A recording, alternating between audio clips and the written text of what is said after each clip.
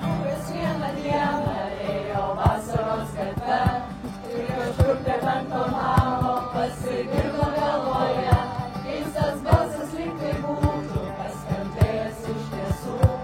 Ir tas balsas jam pasakė, nuo likimo nėra vaistų. Ai, ai, ai. Oi, oi, oi, oi. Nesitikimsi rytoj.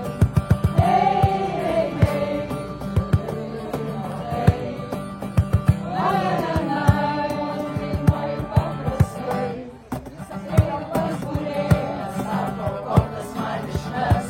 Pasakyk man mano vėją, tą mylėti ko nekęs. Ką iškūrėja ir pirštus, sako, ko bereik prasti. Bet jeigu save pamirštum, išsigelbėtum.